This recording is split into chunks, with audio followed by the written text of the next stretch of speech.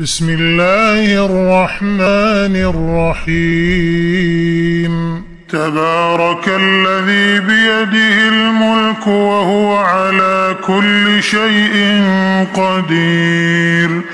الذي خلق الموت والحياة ليبلوكم أيكم أحسن عملا وهو العزيز الغفور،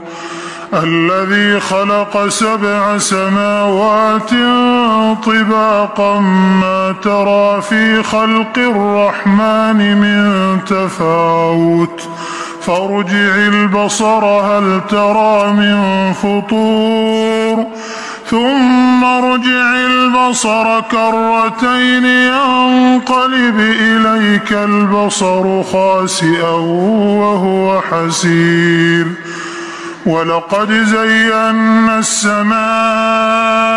الدنيا بمصابيح وجعلناها رجوما للشياطين وأعتدنا لهم عذاب السعير، وللذين كفروا بربهم عذاب جهنم وبئس المصير، إذا ألقوا فيها سمعوا لها شهيقا وهي تفور تكاد تميز من الغيظ، كلما ألقي فيها فوج سألهم خزنتها ألم يأتكم نذير، قالوا بلى قد جاءنا نذير فكذبنا وقلنا ما نزل الله من شيء إن أنتم إلا في ضلال كبير، وقالوا لو كنا نسمع أو نعقل ما كنا في أصحاب السعير، فاعترفوا بذنبهم فسحقا لأصحاب السعير، إن الذين يخشون ربهم بالغيب لهم مغفرة وأجر كبير، وأسروا قولكم أو اجهروا به إنه عليم بذات الصدور، ألا يعلم من خلق وهو اللطيف الخبير، هو الذي جعل لكم الأرض ذلولا فامشوا في مناكبها وكلوا من رزقه وإليه النشور،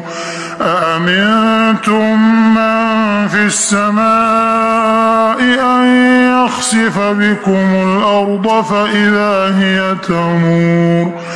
أم أمنتم من في السماء أن يرسل عليكم حاصبا فستعلمون كيف نذير، ولقد كذب الذين من قبلهم فكيف كان نكير، أولم يروا إلى الطير فوقهم صافات ويقبضن ما يمسكهن إلا الرحمن إنه بكل شيء بصير، أمن هذا الذي هو جند لكم ينصركم من دون الرحمن إن الكافرون إلا في غرور، أمن هذا الذي يرزقكم إن أمسك رزقه بل لجوا في عتو ونفور، أفمن يمشي مكبا على وجهه أهدى أمن يمشي سويا على صراط مستقيم، قل هو الذي أنشأكم وجعل لكم السمع والأبصار والأفئدة قليلا ما تشكرون، قل هو الذي ذرأكم في الأرض وإليه تحشرون ويقولون متى هذا الوعد إن كنتم صادقين قل إنما العلم عند الله وإنما أنا نذير مبين فلما رأوه زلفة سيئت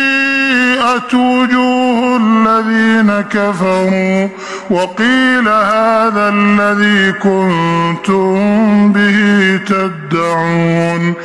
قل أرأيتم إن أهلكني الله ومن معي أو رحمنا فمن يجير الكافرين من عذاب أليم قل هو الرحمن آمنا به وعليه توكلنا فستعلمون من هو في ضلال مبين قل أرأيتم إن أصبح ماؤكم غورا فمن يأتيكم بماء